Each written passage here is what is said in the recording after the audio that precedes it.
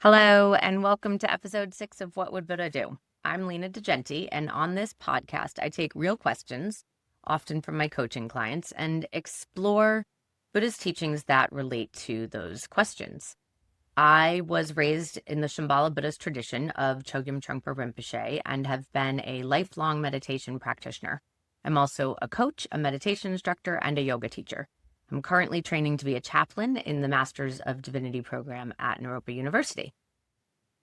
Today's question asks, why do I try so hard to be a good person and accept others when they don't seem to try at all? Why can't I just stop trying and let other people accept me the way I'm supposed to accept them?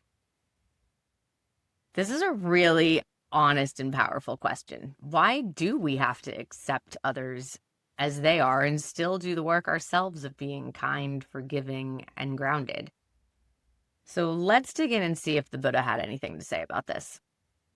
One relevant teaching I came across, it's a bit intense, but it's the simile of the saw.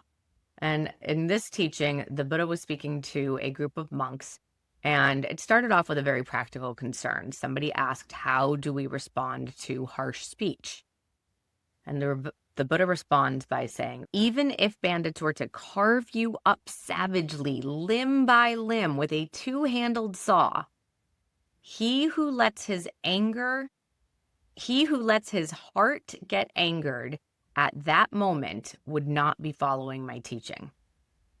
So as you're being cut limb by limb, if you're getting angry, you're not following the teachings of the Buddha. So it's important to note here, he's not suggesting that we become pacifists or martyrs. This is talking about something deeper than passivity. This is about the fact that anger harms us first. It's like if you're holding a hot coal that you want to throw at somebody, you're the one who's going to get burned first. And the place to go for refuge is your heart. That's where your refuge is. And if we start to let other people's behavior dictate our internal state, then we've handed over our freedom. Others' actions don't justify our unskillfulness. Our path is about our own integrity, not waiting for others to change. Okay, so that all sounds very noble, but how do we actually do that, right? Like, somebody's cutting off my limb. How am I supposed to not respond in anger in real life, not just because the Buddha said so?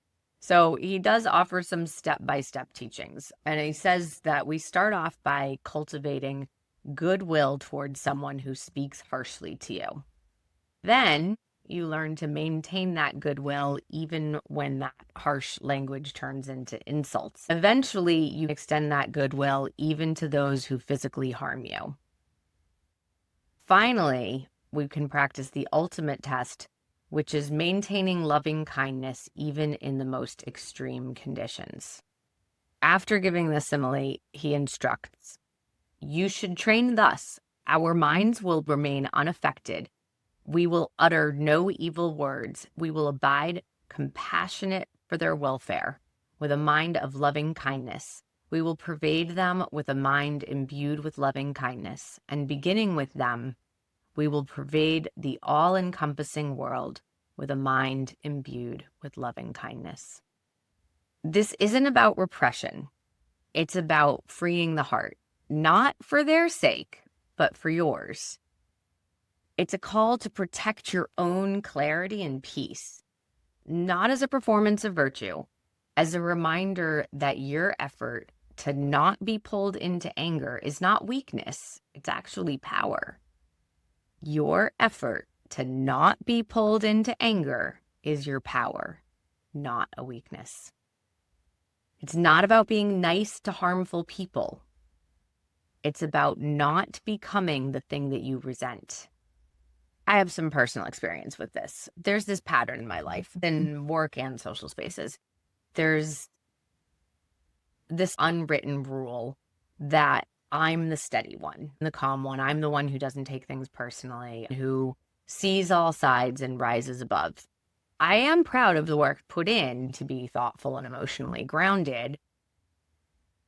I'm not always able to, but I am proud of the effort I put in. Sometimes it can feel more like a trap and less like a path, because when other people flake or lash out or act selfishly, it's brushed off.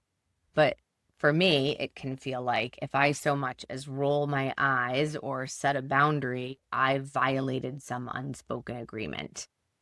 And that has left me wondering, similar to this person who asked this question, why is the burden always on me to be good? Why do I always have to do the work to forgive people that aren't doing theirs? This brought up another teaching from the Dhammapada. In this teaching, the Buddha says, he abused me, he struck me, he overpowered me, he robbed me. Those who harbor such thoughts do not still their hatred.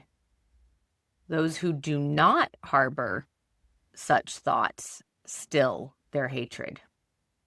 Hatred is never appeased by hatred in this world. By non-hatred alone is hatred appeased. This is a law eternal.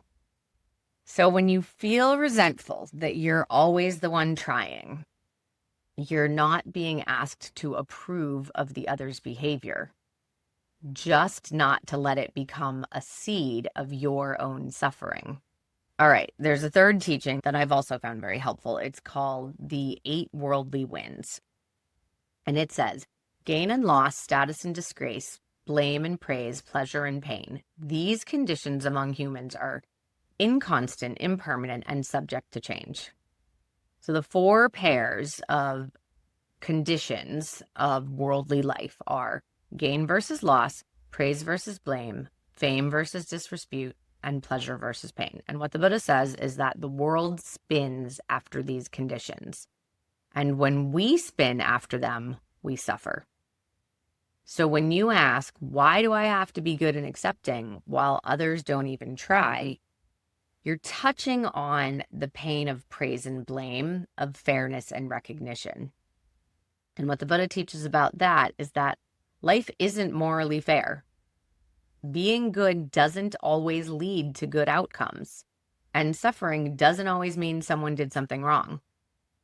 Spinning with these winds creates suffering.